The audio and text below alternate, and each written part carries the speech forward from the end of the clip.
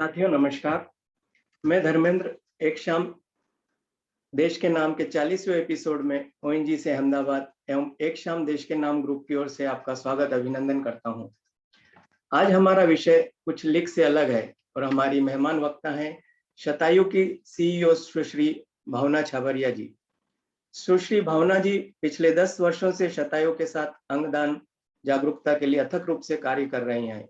इस कारण के लिए उनके जुनून ने उन्हें लोगों को शिक्षित और प्रेरित करके और बदले में जीवन बचाने के लिए अंगदान की दर बढ़ाने के लिए खुद को जिम्मेदार बनाया है। शतायु एक गैर लाभकारी संगठन गोविंद भाई सी पटेल फाउंडेशन एवं गणेश हाउसिंग कॉरपोरेशन लिमिटेड द्वारा समर्थित एक सार्वजनिक सेवा पहल है, जिसकी स्थापना 19 अक्टूबर 2009 को हुई थी।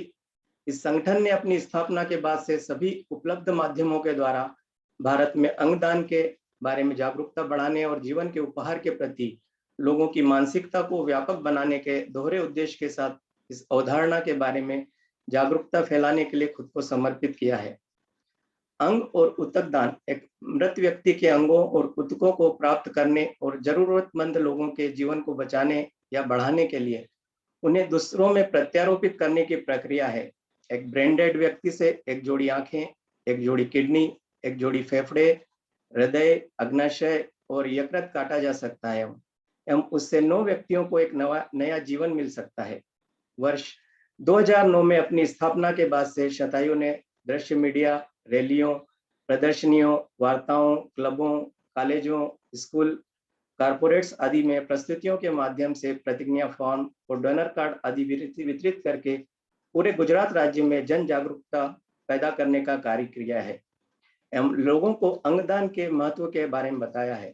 अब तक शतायु ने 10 करोड़ से अधिक लोगों को प्रेरित किया है एवं मृत्यु के बाद 70,000 से अधिक लोगों ने अपने अंगों का दान करने का संकल्प लिया है। भावना जी, आपका स्वागत अभिनंदन है। साथ ही मैं आमंत्रित करता हूं आज के कार्यक्रम की मध्यस्थता करने के लिए सुश्री शुभी व्यास जी को, जो एक मनोविज्ञानी है एवं बच्चों की साइकोलॉजी की विशेषज्ञ है तथा ऑनलाइन परामर्श भी देती हैं। शुभी, आपका भी स्वागत अभिनंदन है। थैंक यू धर्मेंद्र सर, आपका बहुत बहुत स्वागत है भावना मैम इस हमारे ग्रुप में, जिसको हम एक शाम देश के नाम ग्रुप है। और थैंक यू सो मच, आपने अपने व्यूज प्रेजेंट करने के लिए अपने आप को फ्री रखा इस समय में। और बिना डिले किए मैं प्लेटफॉर्म आपको देना चाहूंगी ताकि आप अपनी प्रेजेंटेशन स्टार्ट कर सकें। And we have question answer session आखिरी में, और सभी पार्टिसिपेंट से अनुरोध है कि अपनी माइक्स को म्यूटेड रखें और जब तक प्रेजेंटेशन चलती रहे क्वेश्चन आंसर सेशन के लिए अपने क्वेश्चंस चैट बॉक्स में टाइप कर सकते हैं या पोस्ट प्रेजेंटेशन एक एक करके अपने आप को अनम्यूट करके आप डायरेक्टली भी मैम से इंटरेक्ट कर सकते हैं।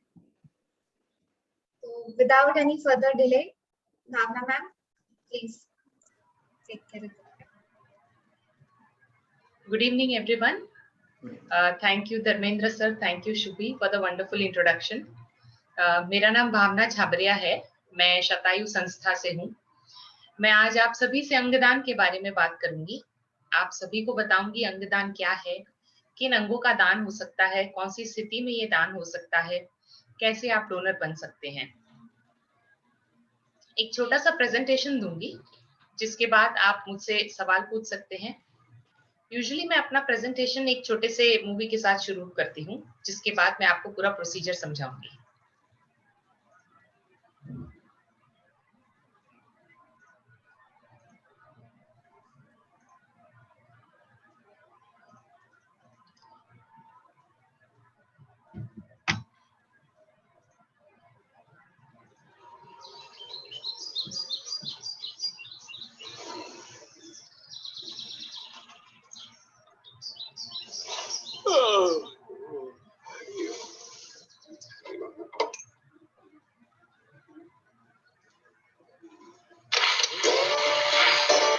सूरज की किरणें झलमल झलमल, जागो हुई है हलचल हलचल। सूरज की किरणें झलमल, जागो हुई है हलचल। इंद्रधनुष के टुकड़े लाकर खोलो उनको रंग बनाकर।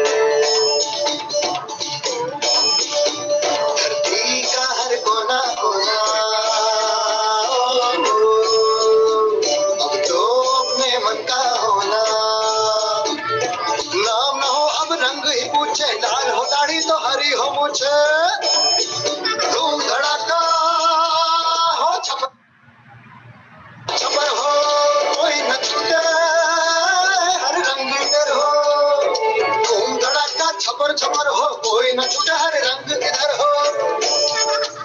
छोटा बड़ा काला सफेद ऐसे रंग दो के रहे न भेद। छोटा बड़ा काला सफेद ऐसे रंग दो के रहे न भेद। खुशबू का कोई रंग बता दो,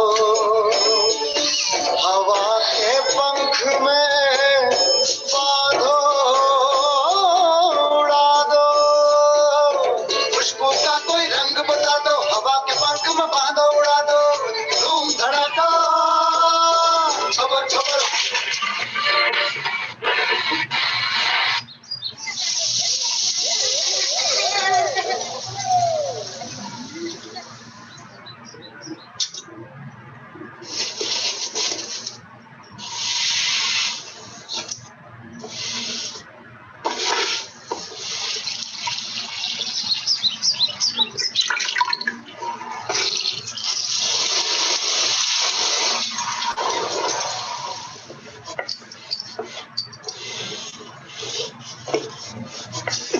तो रंग ही नहीं छूट रहा।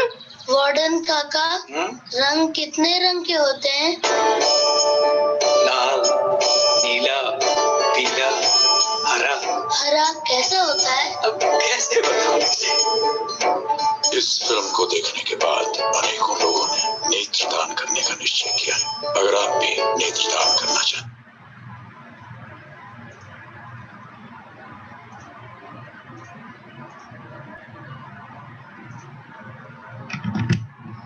तो जैसा कि आप सभी ने देखा कि ये मूवी आई डोनेशन के बारे में थी। आई एम श्योर आप सभी लोगों ने आई डोनेशन के बारे में सुना होगा। आप सभी लोग जानते होंगे जब कोई व्यक्ति अपनी मृत्यु के बाद अपनी आंखों का दान करता है उसे आई डोनेशन कहते हैं। बट अभी भी काफी लोग अंगदान के बारे में नहीं जानते हैं। लोग नहीं जानते हैं कि अंगों का दान किया जा सकता है या कौन सी स्थिति में ये दान किया जा सकता है। तो इसी के साथ मैं अपना प्रेजेंटेशन शुरू करूंगी।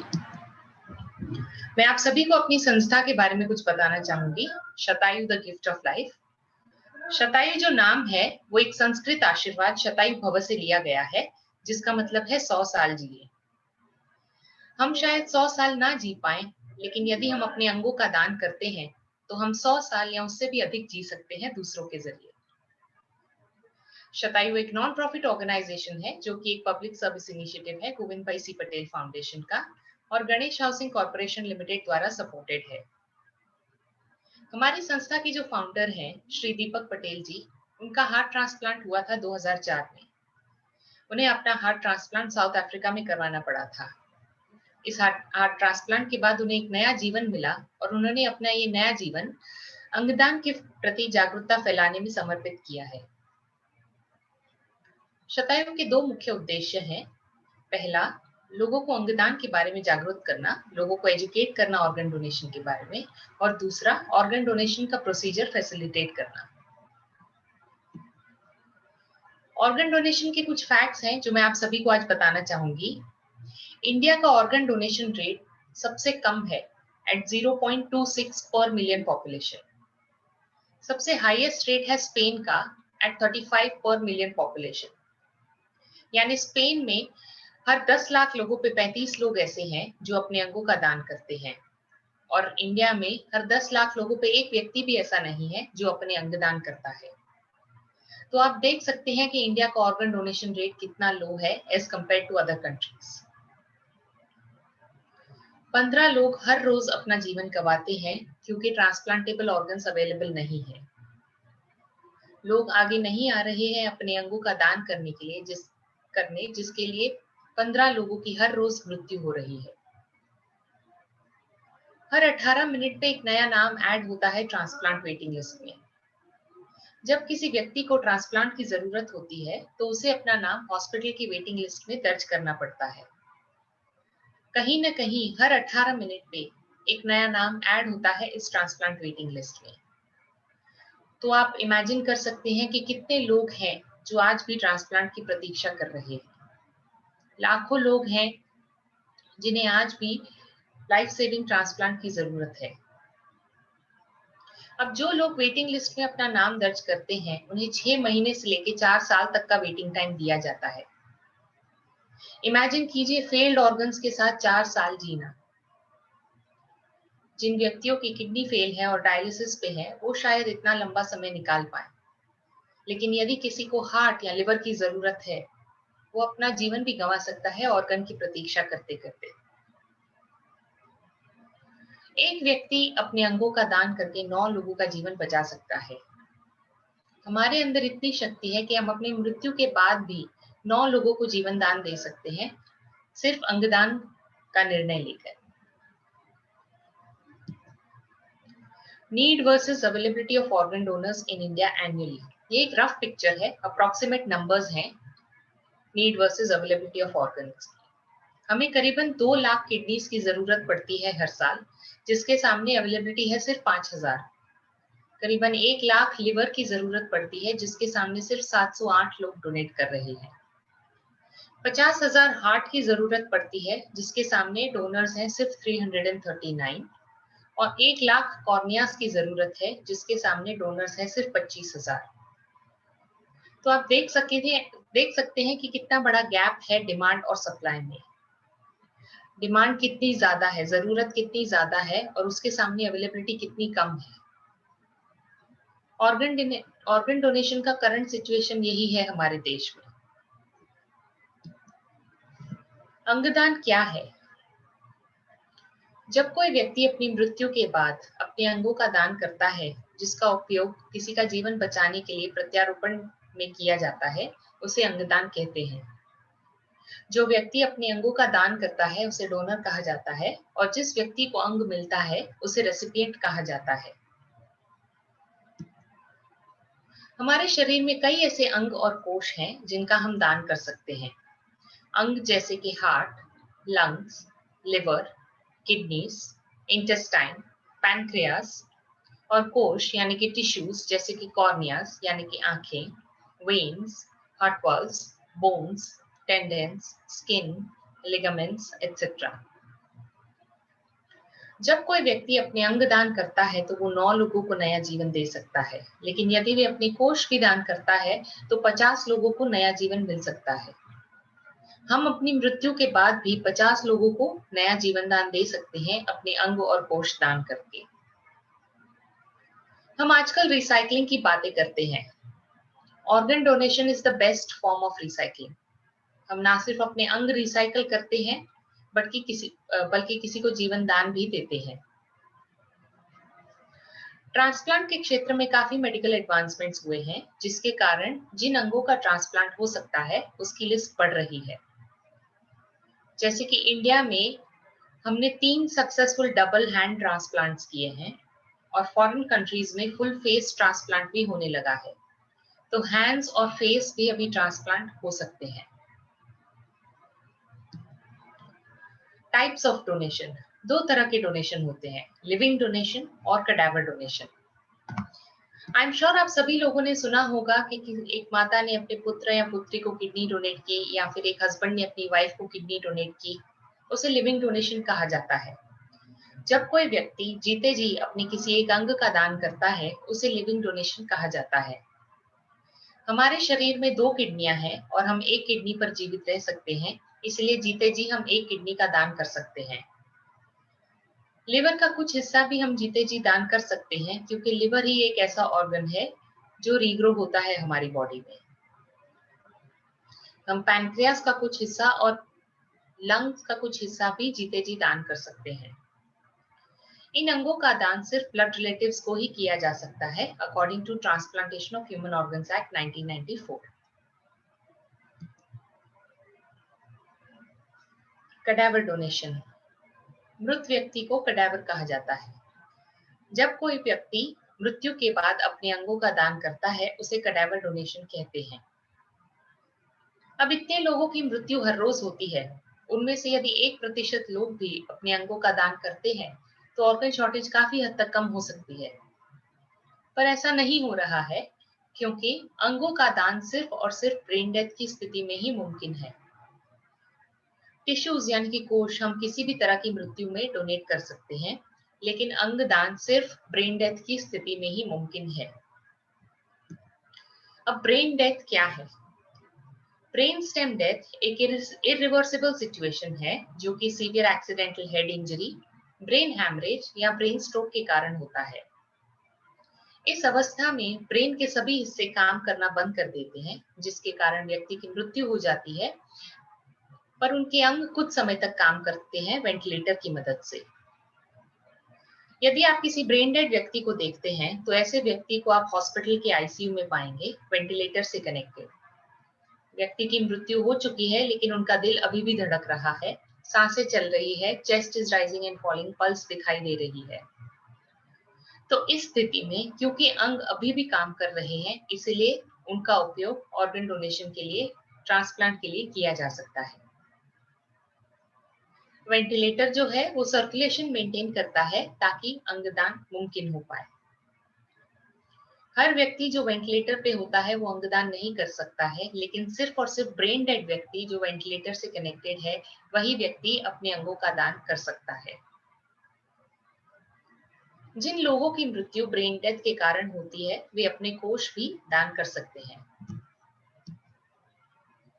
जब हम ब्रेन डेथ की बात करते हैं तो लोगों को ब्रेन डेथ और कोमा में कंफ्यूजन रहता है, लेकिन कोमा और ब्रेन डेथ दो अलग अलग स्थितियां हैं।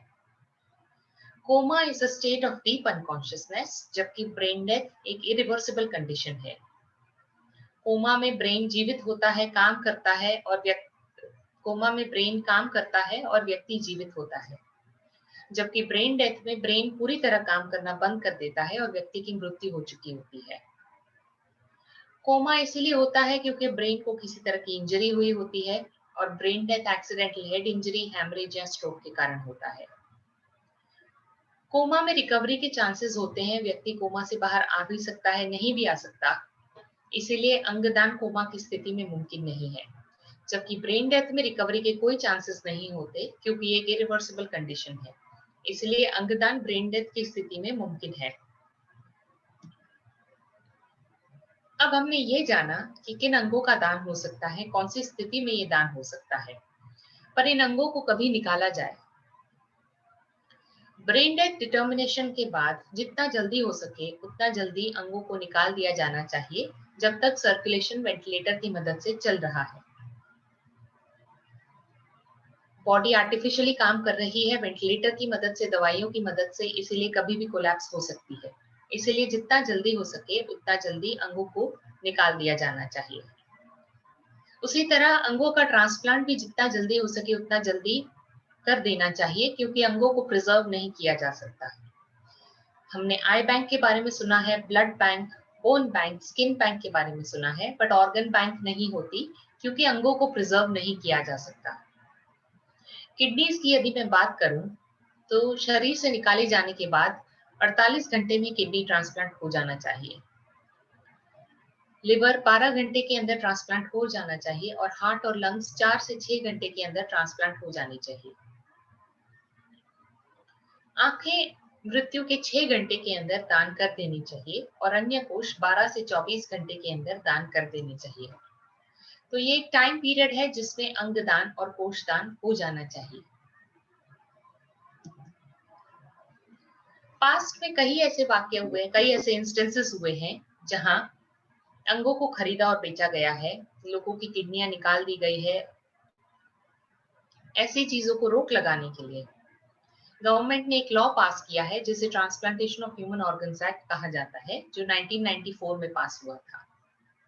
ये एक्ट ऑर्गन रिमूवल, स्टोरेज और ट्रांसप्लांटेशन को ऑर्गेनाइज करता है और prevention of commercial dealings in human organs यानी कि अंगों की ट्रेडिंग पे रोक लगाता है। इस एक्ट की 4 मेन पॉइंट्स हैं। पहली, brain death is legalised as death. Brain death को लीगली डेथ माना जाता है, इसीलिए ब्रेन डेथ की स्थिति में अंगदान मुमकिन है। Trading of organs is illegal and punishable offence. यदि कोई व्यक्ति अंगों को खरीदता या बेचता पाया गया तो उसे सजा हो सकती है, क्योंकि ये क्रिमिनल ऑफेंस है।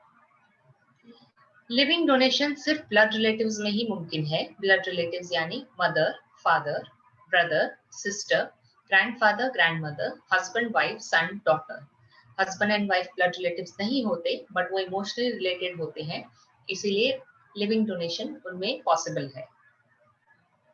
अब सपोज मुझे किडनी की जरूरत है, बट मेरी फैमिली में से कोई भी कंपैटिबल नहीं है कोई मुझे किडनी देने के लिए। वेटिंग टाइम 4 साल है कैडावर डोनर के लिए, लेकिन डॉक्टर कहते हैं कि 4 साल तक मैं वेट नहीं कर सकती। मेरी एक फ्रेंड है जो मुझे किडनी डोनेट करने के लिए तैयार है, बट वो मेरी ब्लड रिलेटिव नहीं है और कानून कहता है कि लिविंग डोनेशन ब्लड रिलेटिव में ही पॉसिबल है। तो ऐसी स्थितियों के लिए गवर्नमेंट ने एक ऑथराइजेशन कमेटी बनाई है। ये ऑथराइजेशन कमेटी वेरीफाई कर रही है कि मेरे और मेरी फ्रेंड के बीच में कोई कमर्शियल ट्रांजैक्शन नहीं हो रहा है और वो सिर्फ इंसानियत के नाते मुझे किडनी डोनेट कर रही है। ये वेरीफाई करने के बाद ऑथराइजेशन कमेटी अप्रूवल देती है, जिसके बाद ही अनरिलेटेड लोगों में लिविंग डोनेशन मुमकिन होता है। लोगों के मन में काफी गैर मान्यताएं हैं अंगदान को लेकर। सबसे कॉमन जो हमने सुनी है वो ये है कि यदि मैं इस जन्म में अपनी आंखें दान करती हूँ तो अगले जन्म में अंधी पैदा होंगी। आई एम श्योर आप में से कई लोगों ने इस बारे में सुना होगा, बट आई सीरियसली होप कोई भी इस बात को मानता नहीं होगा, क्योंकि ये मुमकिन नहीं है। यदि मैं अपना हृदय दान करती हूँ तो क्या मैं अगले जन्म में हृदय के बिना, हार्ट के बिना पैदा होंगी? Not possible, right? तो ये सिर्फ एक मिथ है और ये कारण नहीं होना चाहिए आपके अंगदान ना करने का। यदि मैं अंगदान के लिए साइन अप करती हूँ तो मेरा जीवन नहीं बचाया जाएगा और मेरे अंगों को निकाल दिया जाएगा। ये सही नहीं है। डॉक्टर्स पूरी कोशिश करते हैं किसी व्यक्ति का जीवन बचाने की। जब सारी कोशिशें नाकाम हो जाती है, उसके बाद ही अंगदान के बारे में सोचा जाता है। इसके अलावा जो डॉक्टर्स पेशेंट को ट्रीट करते हैं और जो डॉक्टर्स ट्रांसप्लांट में इन्वॉल्व होते हैं, वो 2 अलग-अलग टीम्स होती है। मेरा धर्म इसकी अनुमति नहीं देता। दुनिया में ऐसा कोई धर्म नहीं है जो किसी की मदद करने के लिए ना कहता हो। दुनिया में ऐसा कोई धर्म नहीं है जो किसी का जीवन बचाने के लिए ना कहता हो। इसीलिए दुनिया में ऐसा कोई धर्म नहीं है जो अंगदान के लिए ना कहता है। I am too old to donate. अंगदान की कोई एज लिमिट नहीं होती। जनवरी 2021 में ही दिल्ली में से एक 92 ईयर ओल्ड जेंटलमैन ने अपने अंगों का दान किया और लास्ट ईयर एक 40 दिन की बच्ची ने भी अपने अंग दान किए थे। तो आप देख सकते हैं कि अंगदान की कोई एज लिमिट नहीं है। कोई भी व्यक्ति किसी भी उम्र में अंगदान कर सकता है। यदि किसी व्यक्ति को ब्लड प्रेशर या डायबिटीज है, वो भी अंगदान कर सकते हैं।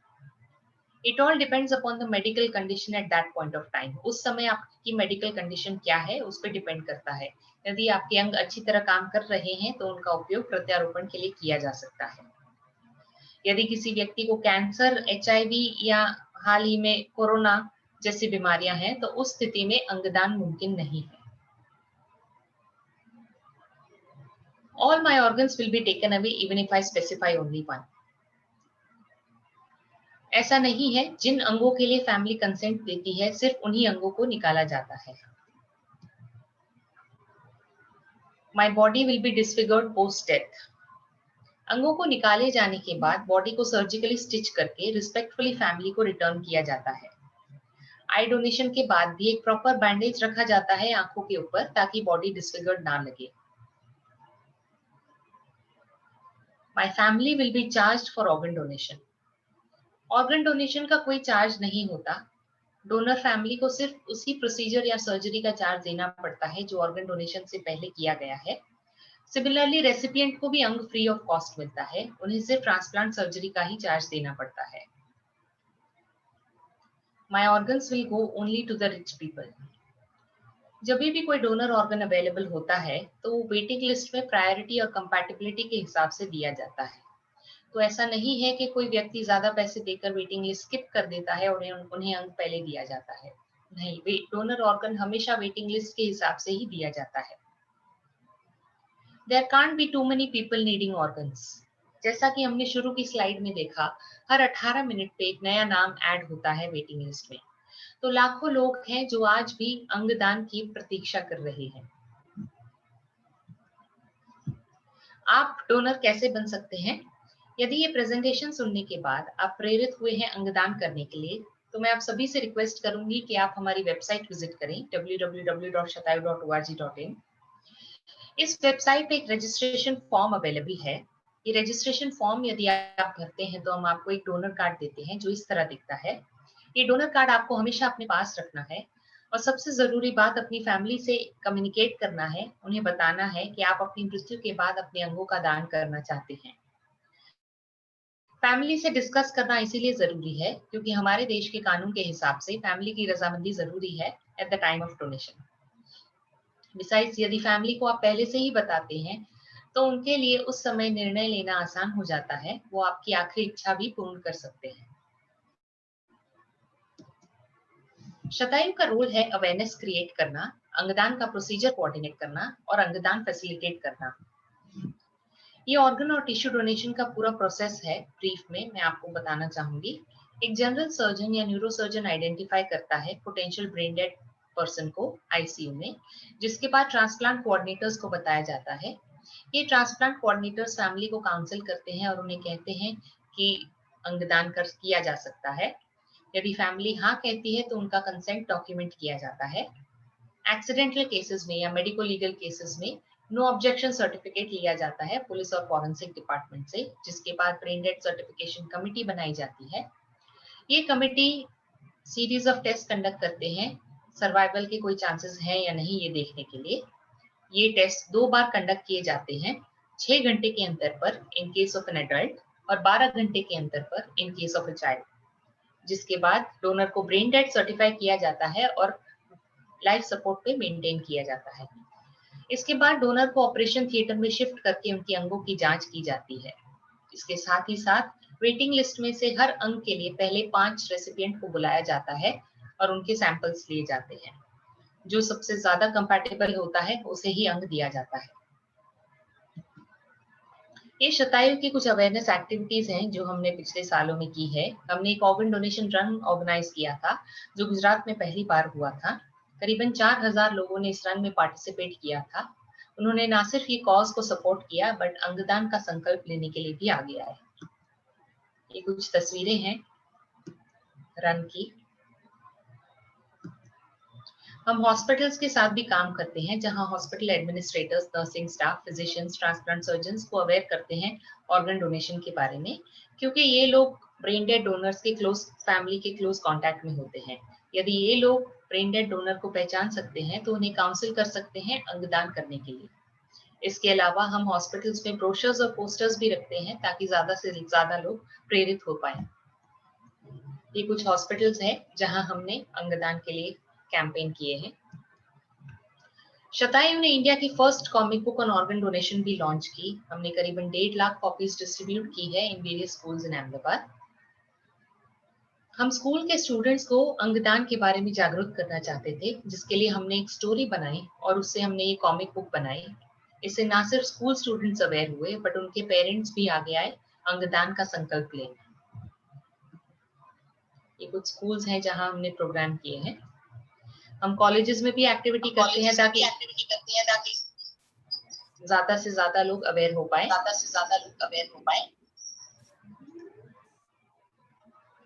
मैं आप सभी से दरख्वास्त करूंगी कि आप सब लोग प्लीज म्यूट रहें।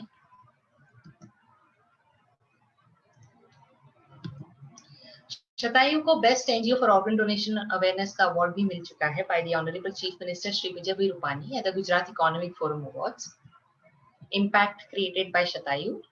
शतायु ने एक ऑनलाइन रजिस्ट्री बनाई है to pledge for organ and tissue donation. हमने 30 से भी ज्यादा ट्रांसप्लांट कोऑर्डिनेटर्स को ट्रेन किया है by organising for the first time in Gujarat a transplant coordinators workshop. हम स्टेट गवर्नमेंट के साथ भी काम करते हैं ताकि डिजीज ऑर्गन डोनेशन प्रोग्राम ज्यादा बेहतर बन सके। पिछले 12 सालों से हम मास अवेयरनेस क्रिएट कर रहे हैं in the entire state of Gujarat using visual media through rallies, exhibitions, talks, presentations in clubs, colleges, school, corporates, etc. शतायु को लिम्का बुक ऑफ रिकॉर्ड्स में भी जगह मिली है for the largest bike rally for organ donation awareness. 70,000 से भी ज्यादा लोगों ने प्लेज किया है हमारे साथ ऑर्गन डोनेशन के लिए। आई डोनेशंस में भी काफी बढ़ा हुआ है शतायु के अवेयरनेस कैंपेन्स के कारण। 10 करोड़ से भी ज्यादा लोगों को हमने अवेयर किया है अंगदान के बारे में। ये शतायु की कुछ सक्सेस स्टोरीज हैं। ये वो लोग हैं जिन्होंने अनफॉर्चुनेटली अपना जीवन गंवाया ब्रेन डेथ के कारण, और इनकी फैमिली ने ब्रेव डिसीजन लिया इनके ऑर्गन्स डोनेट करने का। इन्होंने 9 लोगों को नया जीवन दिया अपनी kidneys, eyes, liver, lungs, heart etcetera donate करके। इसी के साथ मैं अपना प्रेजेंटेशन खत्म करती हूँ। मैं आप सभी से रिक्वेस्ट करूंगी आप हमें सोशल मीडिया पे फॉलो करें, फेसबुक, ट्विटर और इंस्टाग्राम पे। अधिक जानकारी के लिए आप हमारी वेबसाइट भी विजिट कर सकते हैं www.shatayu.org.in। शतायु एक 24 आवर हेल्पलाइन नंबर मेंटेन करता है। यदि फ्यूचर में आपको कोई जानकारी चाहिए या आप किसी ब्रेन डेड व्यक्ति को देखते हैं जिनका परिवार उनके अंग दान करना चाहता है, तो आप हमें इस नंबर पे कॉल कर सकते हैं। इवन दो हमारी संस्था अहमदाबाद, गुजरात में बेस्ड है, हम इंडिया की सारी ट्रांसप्लांट हॉस्पिटल्स और एनजीओज के साथ कनेक्टेड हैं। तो यदि कोई हमें दूसरे शहर से भी कॉल करता है तो भी हम उन्हें नियरेस्ट ट्रांसप्लांट हॉस्पिटल के साथ कनेक्ट करके दे सकते हैं। अब मैं आप सभी से रिक्वेस्ट करूंगी, यदि आप मुझसे कोई सवाल पूछना चाहें इस बारे में तो पूछ सकते हैं। Thank you so much ma'am, बहुत ही इंफॉर्मेटिव लेक्चर था और रियली आई रियलाइज्ड कि organ transplantation is an actual medical marvel. और आई एम श्योर कि ऑडियंस में बैठे सभी लोग भी काफी इंस्पायर हुए होंगे to donate their organs. I did have a few questions. सबसे पहले तो हमने डिस्कस किया था कि एक डिसफिगरमेंट का सभी के मन में फियर होता है, रिलेटिव्स के मन में ज्यादा होता है। आपने उसे अपने लेक्चर में भी एक्सप्लेन किया कि उसे बहुत रिस्पेक्टफुली किया जाता है। बट स्किन डोनेशन होता है उसमें आई थिंक लोगों का ज्यादा स्टिग्मा रहता होगा as far as disfigurement is concerned. उस पे आप थोड़ा सा लाइट थ्रू देंगे तो that would be wonderful. Usually जो लोग डोनेट करते हैं वो इसी इंटेंशन से करते हैं कि हम किसी को जीवन दान दे रहे हैं या किसी की मदद करते हैं। तो जो लोग एक्चुअली डोनेट कर रहे हैं वो इस बारे में मोस्टली नहीं सोचते हैं। और जहां तक स्किन का सवाल है, स्किन जो है, जो भी मेजर बर्न विक्टिम्स होते हैं उनके लिए यूज होती है। तो जो भी, और हमारे इंडिया में बहुत कम जगहें ऐसी है जहाँ पे स्किन बैंक है। यदि मैं गुजरात की बात करूं तो गुजरात में स्किन बैंक है ही नहीं। एक स्किन बैंक मुंबई में है और एक चेन्नई में है, तो बहुत कम लोग ऐसे हैं। 1 सेकेंड।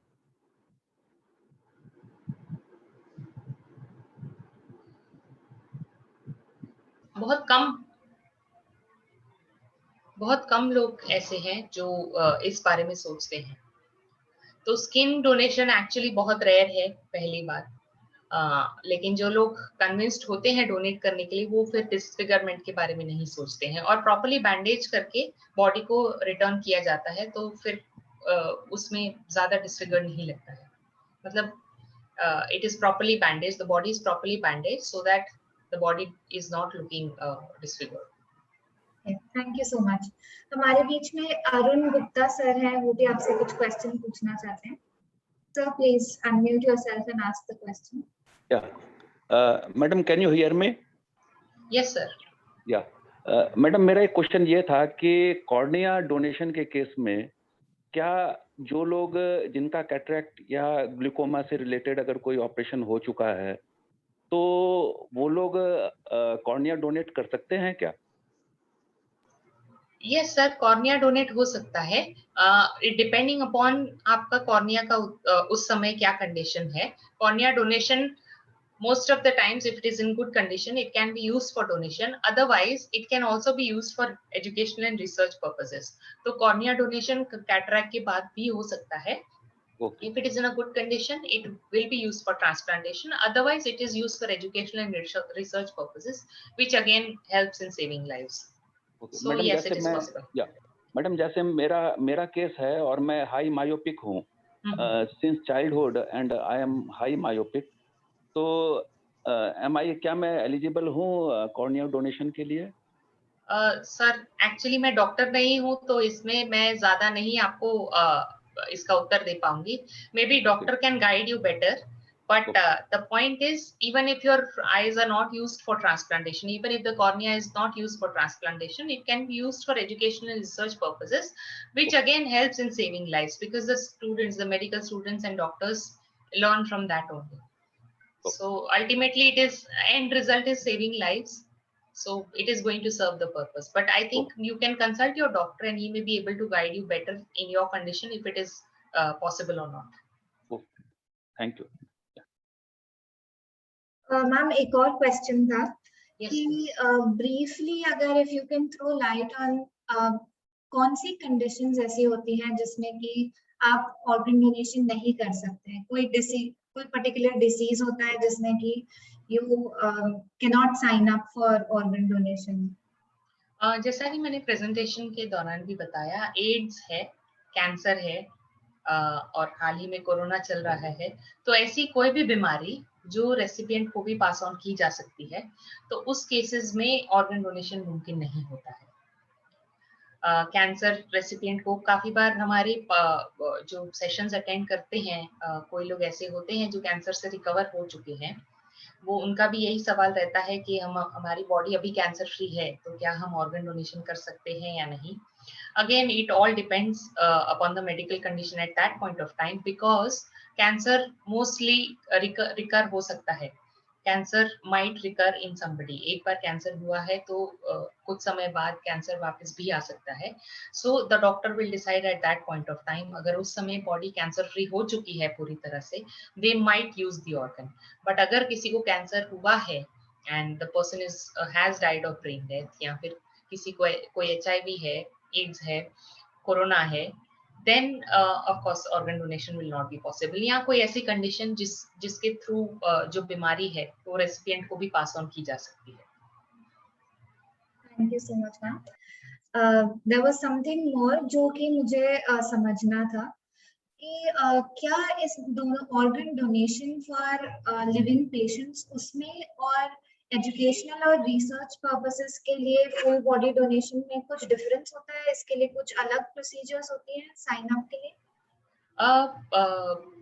आई एम ग्लैड आपने ये सवाल पूछा। मैं ये क्लैरिफाई करना चाहूंगी, काफी बार लोग ये सोचते हैं, जो लोग ऑर्गन डोनेशन में बिलीव करते हैं वो कहते हैं कि हाँ मैं तो पूरी बॉडी डोनेट कर दूंगा, जो भी ऑर्गन चाहिए आप निकाल लीजिएगा जो भी। लेकिन ऑर्गन डोनेशन और बॉडी डोनेशन दो अलग अलग चीजें हैं। ऑर्गन डोनेशन, जैसा कि मैंने प्रेजेंटेशन में भी बताया, सिर्फ और सिर्फ ब्रेन डेथ की स्थिति में ही मुमकिन है। ऐसा नहीं है कि कोई भी व्यक्ति की किसी भी तरह मृत्यु होती है वो अपनी बॉडी डोनेट करते हैं तो उनके अंग जो है वो ट्रांसप्लांट के लिए यूज किए जाएं और बॉडी मेडिकल कॉलेज में दी जाए, ऐसा नहीं होता है। अंगदान सिर्फ ब्रेन डेथ की स्थिति में ही मुमकिन है, और बॉडी डोनेशन जो है वो सिर्फ और सिर्फ एजुकेशनल और रिसर्च पर्पस के लिए यूज होता है। बॉडी डोनेशन जो है वो किसी भी तरह की मृत्यु में किया जा सकता है, और बॉडी डोनेशन मेडिकल कॉलेजेस में दिया जाता है जहाँ पे मेडिकल स्टूडेंट्स बॉडी पे पढ़ाई करते हैं और रिसर्च करते हैं। So coming back to your question, living donation जो है, लिविंग डोनेशन में आप कोई जीते जी अपने ब्लड रिलेटिव को कोई अंग दान कर सकते हैं, लेकिन बॉडी डोनेशन जो है वो मृत्यु के बाद ही हो सकता है। लिविंग डोनेशन में जैसा कि मैंने आपको बताया, हमारे शरीर में 2 किडनी है, तो एक किडनी हम डोनेट कर सकते हैं, लिवर का कुछ हिस्सा डोनेट कर सकते हैं, पैनक्रियाज और लंग का भी कुछ हिस्सा हम जीते जी डोनेट कर सकते हैं। I hope I was answer your question. Yes, absolutely. Thank you so much. अगर ऑडियंस में से किसी और को कोई प्रश्न हो अपने, तो मैम से डायरेक्टली पूछ सकते हैं अनम्यूट करके।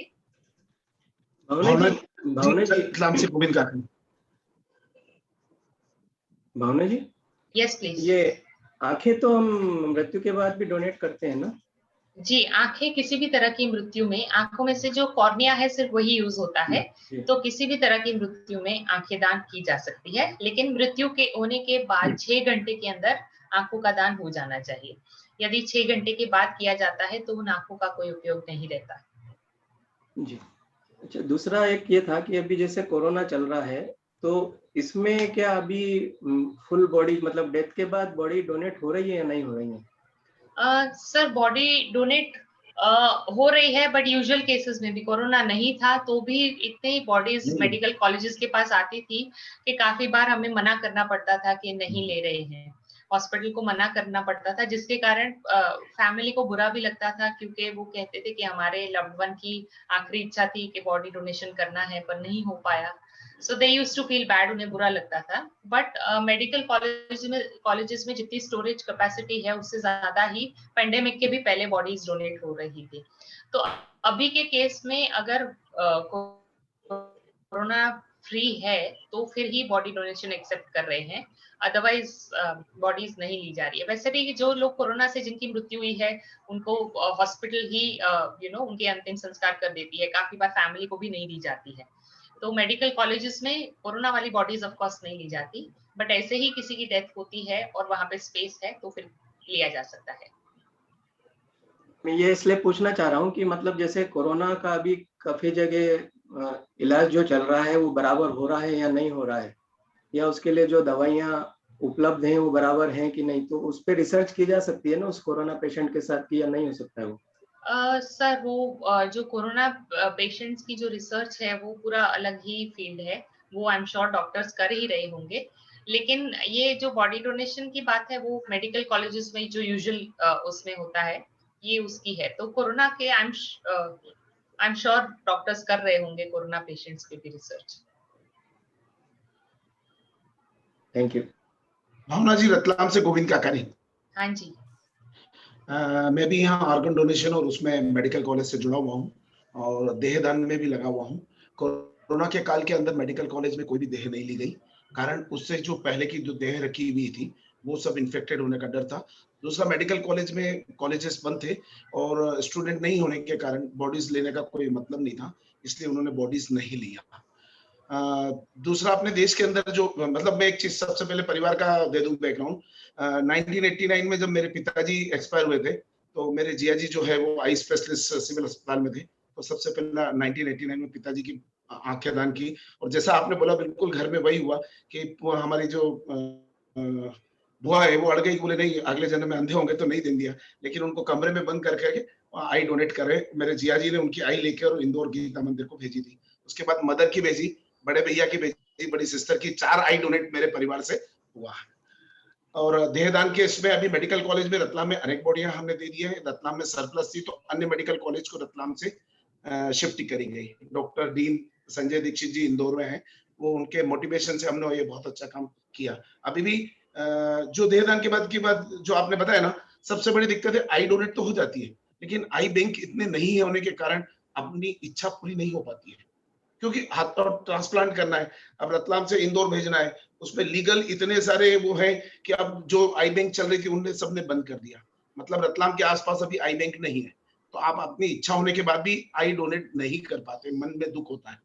तो अब तेजी से विकास हो रहा है, हर जिले में एक मेडिकल कॉलेज बनने की योजना नरेंद्र मोदी जी ने बनाई है, और निश्चित आने वाले समय में अपना जो ऑर्गन डोनेशन का है वो हो सकता है। अभी मेरे एक मित्र की डेथ हुई थी और ब्रेन डेड हुई थी उसकी बड़ौदा में 3-4 महीने पहले, पर उसके घर में शादी थी बिटिया की, और शादी भी थी और उधर ब्रेन डेड हुआ, तो घर परिवार वालों को डिसीजन लेने में थोड़ा हुआ था। तो बाकी सब ऑर्गन डोनेट हो गए, लेकिन हार्ट नहीं कर पाए, वो मन में तीस रह गई, क्योंकि हार्ट ट्रांसप्लांट के लिए उनको 1 दिन और रुकना पड़ता, और इधर शादी उस समय में सब कुछ करना था, तो केवल एक हार्ट ट्रांसप्लांट नहीं कर पाए वो लोग। लेकिन उस परिवार ने, पावेचा परिवार है, मेरे ब्लड बैंक में जुड़ा हुआ है मेरे साथ, और उन्होंने ये पुनीत कार्य किया ऑर्गन डोनेशन में। तो कुछ दिक्कतें तो है अभी भी ऑर्गन डोनेशन में, एकदम तत्काल नहीं हो पाता, और अपन मोटिवेट तो कर देते लेकिन नहीं होता। वो बहुत दिक्कत आई मुझे जब जिसने बॉडी डोनेट का बोला था, और कोरोना काल में उनके घर वाले अड़ गए, बोले बॉडी डोनेट करना पड़ेगी, लेना पड़ेगी, और शासन और प्रशासन ऊपर से नियम नहीं आए थे कोरोना की बॉडी लेना कि नहीं लेना। उस असमंजस में पत्रकारों ने भी हमारी खिंचाई करी कि जब फॉर्म भरा था तो आपने ली क्यों नहीं, उनकी अंतिम इच्छा पूरी नहीं की। तो ऐसे कई दिक्कतें आती है अपने को सेवा कार्य करने में, पर ठीक है, करेंगे इस चीज को। जी sir, hats off to you, आप हम सभी के लिए इंस्पिरेशन है। आपने इतने सारे फैमिली मेंबर्स की आई डोनेशन की और आप इस मूवमेंट के लिए इतना सब कुछ कर रहे हैं। आई एम श्योर तकलीफें काफी आती हैं, हमें भी आती हैं।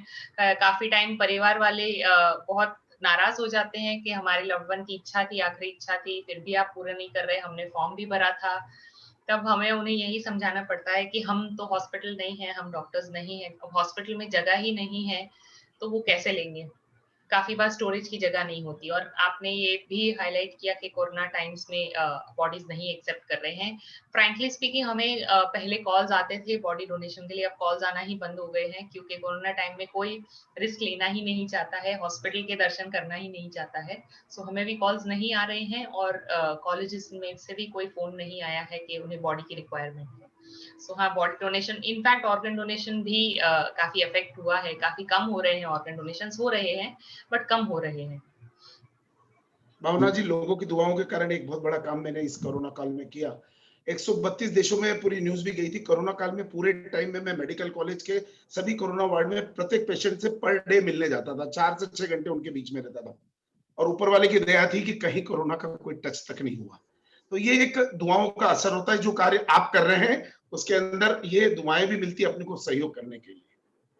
बॉडी का भी आया तो मैंने एक और चीज बोली कि बॉडी डोनेशन में अपने को जो दिक्कत आती थी कि लोगों के मन में आता था कि यार बाद में क्या मालूम क्या करते होंगे। तो मेरी जो एक और मांग थी मेडिकल कॉलेज से कि आपके पूरे जो ट्रेनिंग प्रोग्राम हो जाए, जो स्टूडेंट सीख लें, उसके बाद जब आपकी बॉडी पूरी कंप्लीट हो जाए, बॉडी आप मुझे दे दे, उसका अंतिम संस्कार मैं विधि विधान से करता हूँ, वापस करूंगा। तो अभी मेडिकल कॉलेज मेरी बात मानी है, और इस 1-2 सप्ताह में वो काम हो जाएगा। 10-11 बॉडीज हैं जिसका अंतिम संस्कार करना है, उसकी अस्थियों को लेकर हरिद्वार जाना है, वहां गंगा में प्रवाहित करना है, प्लस आने के बाद उसका तर्पण का कार्यक्रम भी श्राद्ध पक्ष में करना है, तब उनको मुक्ति मिलेगी।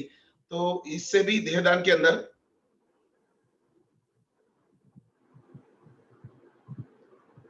नेट का इशू। हाँ, पुरी साहब बोलिए।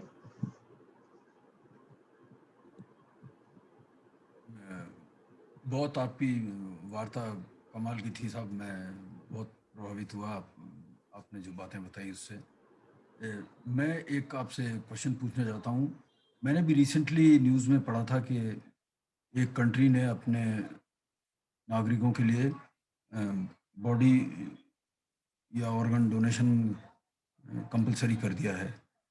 I think Spain is one country जहाँ पर ऑप्ट आउट लॉ है, यानी कि अगर आपने ऑप्ट आउट नहीं किया अपने लिविंग पीरियड में तो ये इट विल बी डीम्ड के आप ऑर्गन डोनेशन के लिए आपको स्वीकार है।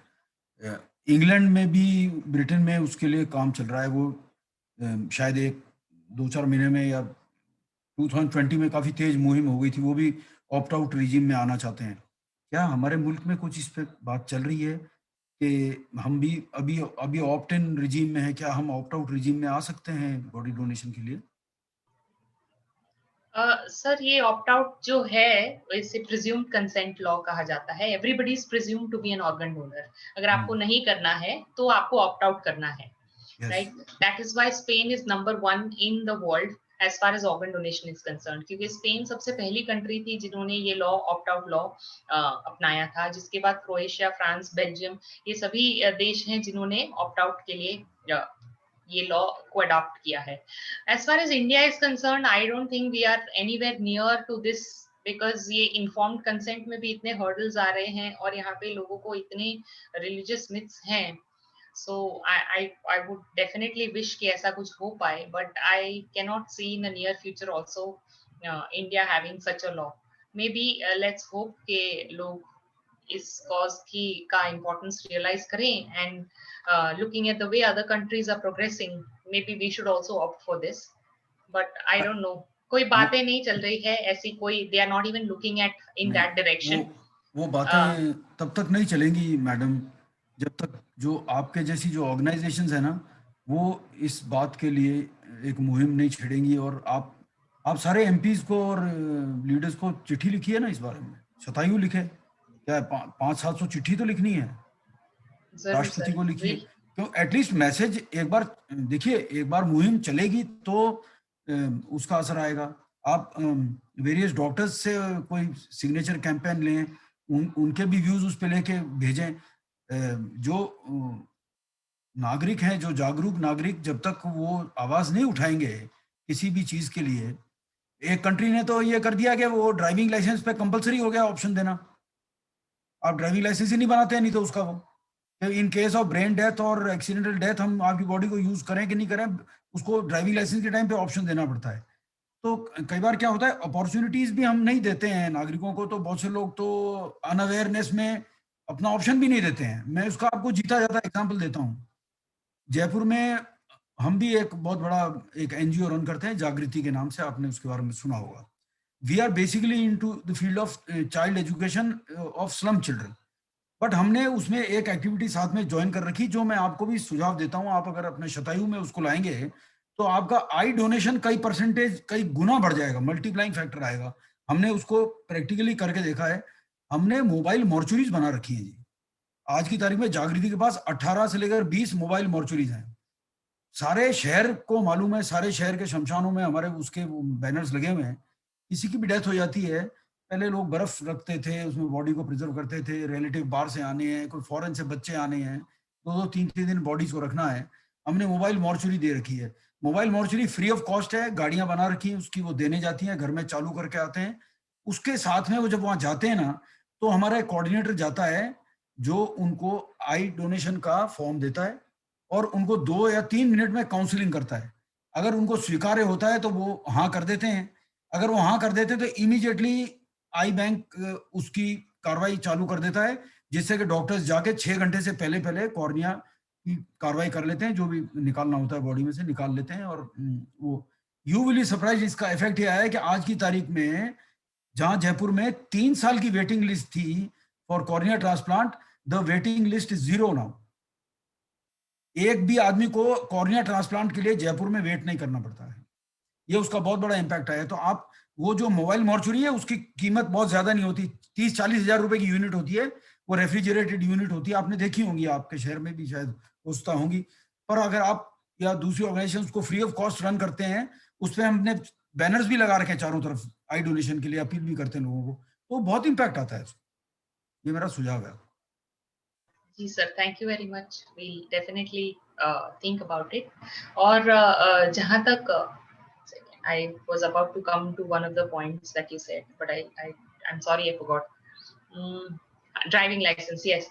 फॉरेन कंट्रीज में ये होता था कि, और अभी भी है फॉरेन कंट्रीज में, जब आप ड्राइविंग लाइसेंस लेने जाते हैं, इनफैक्ट ना सिर्फ ड्राइविंग लाइसेंस, जब आप यूनिवर्सिटी में अपना एडमिशन फॉर्म भी भरते हैं, वहां आपको एक ऑप्शन दिया जाता है whether you want to opt for organ donation or not, right? अभी रिसेंट टाइम्स में इंडिया में भी ये आ चुका है। इनफैक्ट गुजरात में, अहमदाबाद में we have a clause in the driving licence form. ये अलग बात है, इन्होंने इंट्रोड्यूस कर दिया, बट किसी को पता ही नहीं होता है। आरटीओ में भी आप जाते हैं, nobody knows about this, nobody reads the entire questions. So बहुत कम लोग हैं जो ऑप्ट करते हैं, बट ये आ चुका है definitely. So when you get, in fact Jaipur में भी आपने देखा होगा, जयपुर में भी है ये, राजस्थान में आप लाइसेंस लेते हैं या रिन्यू करते हैं तो ड्राइविंग लाइसेंस के फॉर्म में है if you want to be an organ donor और नॉट, और फिर वो ड्राइविंग लाइसेंस पे आपको एक छोटा सा हार्ट या ऑर्गन डोनर का साइन मिलता है। So this has come to India, but yeah the awareness part, it is serving the purpose but not at a scale at which it should be, so it is there, yes. Thank you so much ma'am, आपने इतने often neglected topic पे इतने beautifully हमारी पूरी audience को enlighten किया। मैं हमारे बीच रविंद्र पहलवान जी को, सुषमा जी कुछ पूछना चाहती हैं। सुषमा जी का क्वेश्चन है। I didn't see your raised hand, I am sorry ma'am, please ask your question. मैं बस एक इन्फॉर्मेशन देना चाहती हूँ ऑडियंस को कि मेरी क्लासमेट डॉक्टर है और उसको लंग डिजीज हो गई थी and she was 24 hours on oxygen. तो जब मैं उसको एक बार हॉस्पिटल विजिट करने गई तो उसकी माँ पास में बैठी थी और उसने बोला कि कुछ ऐसा हो जाए कि इसका ऑक्सीजन छूट जाए। तो वो डॉक्टर हंसने लग गई थी, पर मैंने देखा कि माँ की इच्छा इतनी तीव्र थी कि भगवान ने सुन ली और कोई आया उनके पास और वो बोला ऑर्गन लंग ट्रांसप्लांट होता है चेन्नई में। वो लोग चेन्नई गए और लकीली बहुत जल्दी लंग उनको मिल गया और वो इतना फास्ट आता है, जैसे आपने बताया ब्रेन डेथ के बाद वो लंग निकाल के इतनी फास्ट आता है वो। और फिर उसका ऑपरेशन हुआ और आज वो बिना ऑक्सीजन के पूरी एक नॉर्मल लाइफ जी रही है, एक्सेप्ट दैट उसको बहुत सारी मेडिसिन्स खानी पड़ती हैं विच आर इम्यूनोसप्रेसेंट्स। पर फिर भी जैसे उसकी माँ की इच्छा थी कि मेरी बेटी एक दिन तो बिना ऑक्सीजन के रह पाए, तो this miracle I have seen with my eyes कि लाइफ बिल्कुल चेंज हो जाती है। And I really congratulate you Bhavna ma'am, आपने बहुत अच्छे से, मतलब मेरे को 100 आउट ऑफ 100 मार्क्स देने की इच्छा हो रही है आपको। इतने अच्छे से आपने सब कुछ बताया है कि everybody will be like motivated to go in this direction. Thank you. Thank you ma'am, thank you so much. एक और चीज मैं बताना चाहूंगी सुषमा जी की बात पे, इम्यूनोसप्रेसिव ड्रग्स के बारे में। जब भी कोई व्यक्ति को ट्रांसप्लांट होता है, जब भी कोई व्यक्ति को डोनर ऑर्गन मिलता है, सपोज मेरा किडनी ट्रांसप्लांट हुआ है, तो जो किडनी मुझे दी गई है, जो किडनी मेरे शरीर के अंदर ट्रांसप्लांट की गई है, वो किडनी मेरे शरीर के लिए एक फॉरेन ऑब्जेक्ट है, एक फॉरेन बॉडी है, मेरे शरीर का हिस्सा नहीं है। तो मेरे शरीर का इम्यून सिस्टम उस किडनी को अटैक करता है, जिसके कारण वो किडनी मेरे शरीर में काम नहीं करती है। इसीलिए कंपैटिबिलिटी टेस्ट किए जाते हैं ट्रांसप्लांट करने से पहले। इसीलिए ही ट्रांसप्लांट होने के बाद भी लाइफ टाइम, जीवन भर रेसिपिएंट को इम्यूनोसप्रेसिव ड्रग्स या मेडिसिन दी जाती है, ताकि उनका इम्यून सिस्टम सप्रेस हो और वो ऑर्गन को रिजेक्ट ना करे। नो डाउट जो रेसिपिएंट हैं वो बाकी लोगों की तरह नॉर्मल लाइफ जी पाते हैं, उन्हें ये दवाइयां लेनी पड़ती है, उनके साइड इफेक्ट्स भी होते हैं, but they can live a better life than before the organ failure, before the transplant. Organ failure से बेटर लाइफ वो जीते हैं transplant. So immunosuppressive drugs are a big part of post transplant care. Madam last question. जी sir. Madam just for अपनी इच्छा से मैं जानना चाह रहा हूँ कि क्या जो रेसिपिएंट है, क्या रेसिपिएंट है वो डोनर हो सकता है? नहीं सर, नहीं हो सकता, क्योंकि जैसा कि मैंने बताया, जो इम्यूनोसप्रेसिव ड्रग्स लेते हैं, जिसके कारण ऑर्गन्स पे काफी साइड इफेक्ट्स होते हैं, किडनीज पे असर पड़ता है, लिवर पे भी असर पड़ता है, तो मोस्ट केसेस में नहीं हो सकते हैं।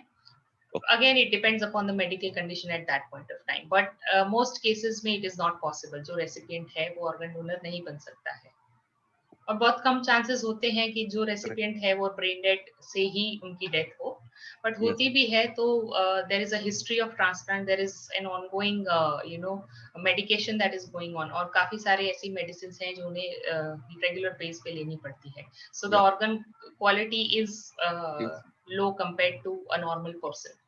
Okay, thank you madam, thank you. Thank you so much ma'am. अब हम सेशन के अंतिम सत्र में पहुंच गए, अंतिम चरण पे पहुंच गए, और मैं रविंद्र पहलवान जी को आमंत्रित करना चाहूंगी अपने आशीर्वचन देने के लिए। नमस्कार। मैं कुछ बोलने के पहले डॉक्टर सुषमा रावत जी से एक अनुरोध करना चाहता हूं। आपसे मैं अनुरोध कर रहा हूं, मैं यानी रविंद्र नारायण पहलवान और श्रीमती निशा पहलवान अपनी देह दान करना चाहते हैं। जो औपचारिकता है वो आप पूरी करवाने की कृपया करें, ये आपसे अनुरोध है। जी बिल्कुल। अब भावना जी, आपके जो संबोधन दिया वो कितना प्रभावशाली था, देखिए कि मैंने खत्म होने के बाद ये वक्तव्य जारी कर दिया। Thank you sir. मैं एक बात और बताता हूं आपको कि आप इसको प्रचार प्रसार कर रहे हैं, लोगों के अंदर भावना पैदा कर रहे हैं, नामी भावना है, लेकिन जिनको ये करना चाहते हैं वो ये कैसे करना है, कैसे में वो अभाव में रह जाते हैं। करने की इच्छा है, देना चाहते हैं, लेकिन कहाँ दें। मैं बहुत यानी पीड़ा से, बहुत दुखी उस मन से बोल रहा हूं कि जब मेरी माँ की मृत्यु हुई तो रात का 2 बज रहा था। मैंने एक अंतर्राष्ट्रीय ऑर्गेनाइजेशन को रिंग किया और बोला कि ये कंडीशन है, तो आंख का दान करना है। रात के 2 बजे फोन किया था, सुबह 8 बजे डॉक्टर आए, और उस ऑर्गेनाइजेशन से जुड़ा हुआ, तो मैंने तो प्रेसिडेंट से बात करी फिर से मैंने कहा, कोई उधर से आंसर नहीं आया। पहले तो मैंने डॉक्टर को बोल दिया, वो जो डॉक्टर था वो आंखों का डॉक्टर था, वो सुबह 8 बजे आए, 6 घंटे हो गए थे, आई डोनेशन नहीं हुआ। आप बताइए कितना कष्ट हुआ होगा मेरे को। और मैं भी उस ऑर्गेनाइजेशन से मैं उस सदस्य में जुड़ा हुआ हूँ, यानी मैं जिस ऑर्गेनाइजेशन से जुड़ा हुआ हूँ उसका जो सदस्य है वो आंखों का डॉक्टर है, और हम आई डोनेशन नहीं कर पाए। प्रोत्साहन करना बहुत अच्छा है, मैं भी प्रोत्साहित हुआ, करना चाहिए। अपन ये करें कि वो नहीं कर रहा है या ये नहीं हो रहा है, इसके लिए हम अपने प्रयास जारी रखें, सफलता मिलेगी। हमें भी बहुत, आपने बताया, आंकड़े बताए, हम बहुत लो इसमें हैं, लेकिन हम ज्यादा पे पहुंचेंगे, क्योंकि आपके जैसे लोग हैं कहने वाले, और मेरे जैसे लोग हैं सुनने वाले। मैं बहुत उम्मीद और विश्वास के साथ रहता हूँ, मैं बहुत उम्मीद रखता हूँ कि हम बहुत जल्दी इस जो क्षेत्र में आप काम कर रहे हैं इसमें बहुत सफलता प्राप्त करेंगे और बहुत आगे जाएंगे।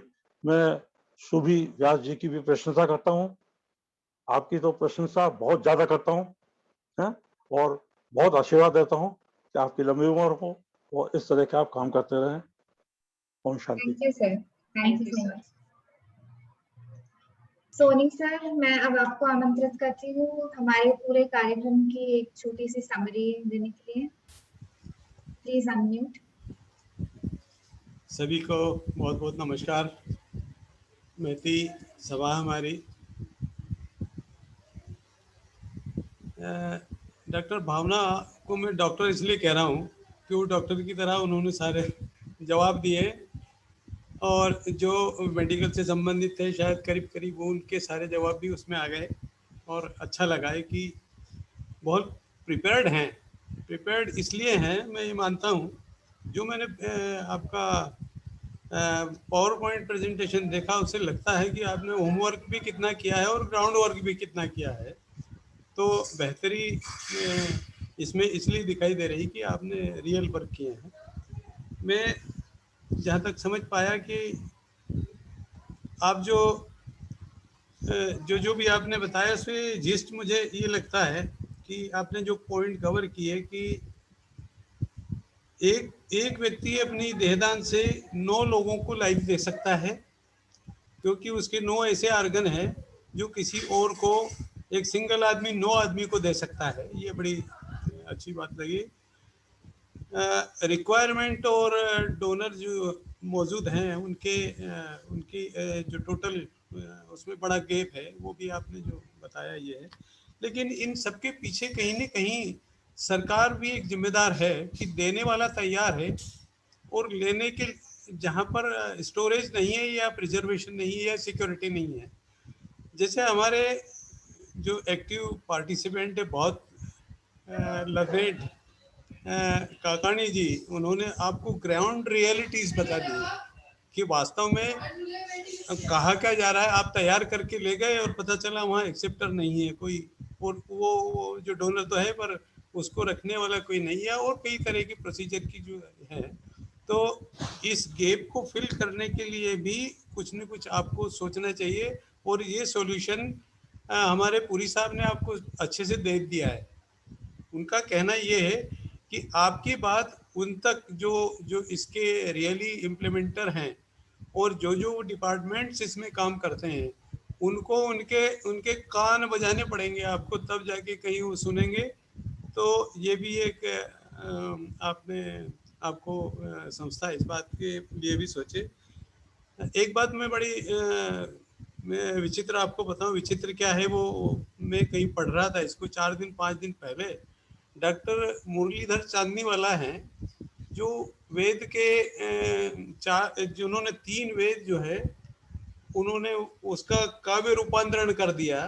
तो उन्होंने एक आर्टिकल लिखा है, उस आर्टिकल को मैंने मीडिया इस पे सोशल मीडिया पे पढ़ा। आप भी, मैं आपसे निवेदन करूंगा कि इसको जरूर पढ़ें, क्योंकि आपने जो कारण बताए उसमें सबसे बड़ा कारण एक ये बताया कि जो माइथ काम करता है उसमें रिलीजियस बहुत है।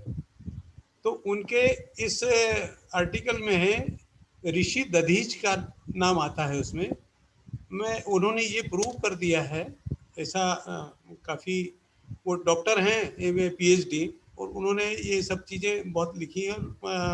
गवर्नमेंट इसको मानती है कि दधीची से पहला अंगदान चालू हुआ था, तो उस अंगदान से आपका ये अंगदान और भी बढ़ा है।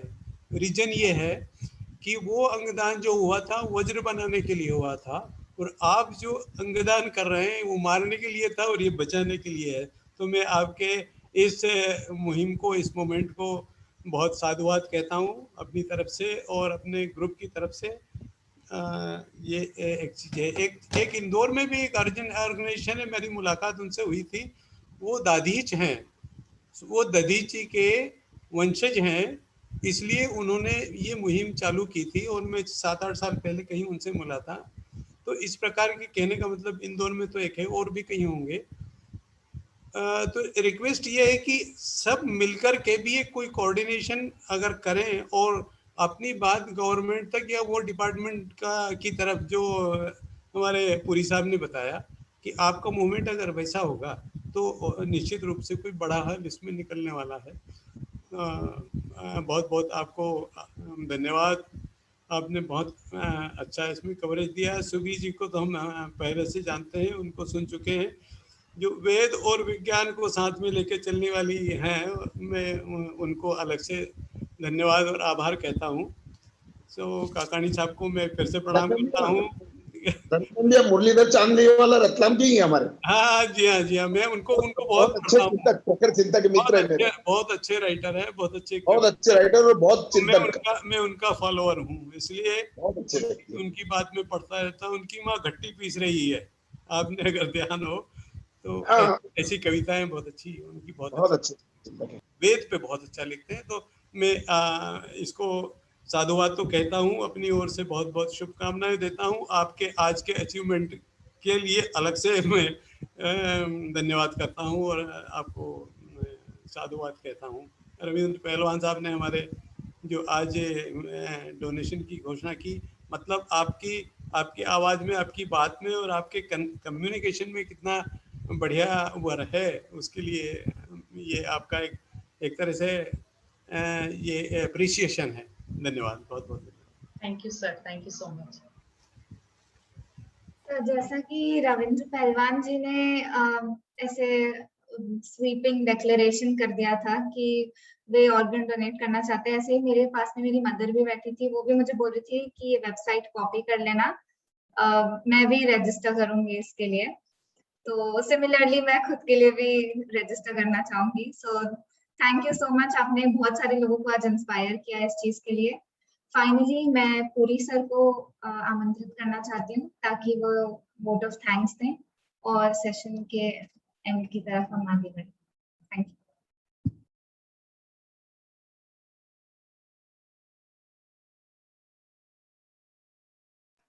आई एम सॉरी मैम, आपकी वार्तालाप के लिए ऑलरेडी रविंद्र पहलवान साहब और रामनारायण जी सोनी बहुत कह चुके हैं, मुझे कुछ कहने की ज़रूरत नहीं है। सूरज को दिया दिखाने की औकात नहीं है मेरी। आपने बहुत अच्छी बात करी है और हमें बहुत अंदर तक वो बात उतरी है। मैं अपनी बात के दो पहलू रखूँगा, एक तो सवाल के रूप में होगा और एक गज़ल के रूप में होगा। तो मैं आपको पहला सवाल तो पूछता हूँ, मरा हाथी कई लाख का तो मरा आदमी कितने का? बस ये सवाल है, सब सोचिएगा इसके ऊपर, ठीक है? क्या हम मरने के बाद भी कुछ कीमत अदा कर सकते हैं अगर हमारे ऑर्गन्स डोनेट किए जाएं? हाथी मर जाता है तो लाखों का हो जाता है, इंसान मरा कितने का? ठीक है। 7 साल पहले राजस्थान में जो पहला ऑर्गन डोनर था वो 7 साल का एक बच्चा था जिसका नाम मोहित। जब उसने अपनी कैडवर डोनेशन उसका हुआ तो जयपुर से दिल्ली उसका हार्ट ले जाया गया और एक ग्रीन कॉरिडोर बनाया गया। 2 घंटे और 40 मिनट में उसका हार्ट दिल्ली पहुंचा बाय रोड। पूरा ग्रीन कॉरिडोर बनाया गवर्नमेंट ने, सारा ट्रैफिक ब्लॉक कर दिया।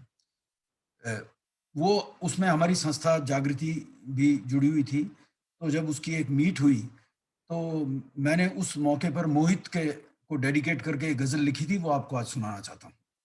छोटी सी गज़ल है, मैं 2 मिनट लूंगा आपके। वो जाके भी जरा सा ना गया है, वो जाके भी जरा सा ना गया है, वो हम सब में कहीं जिंदा हुआ है, वो हम सब में कहीं जिंदा हुआ है। और ये लम्हा जो अभी हम जी रहे हैं उसी की सांस से बख्शा हुआ है। ये लम्हा जो हम अभी जी रहे हैं उसी की सांस से बख्शा हुआ है।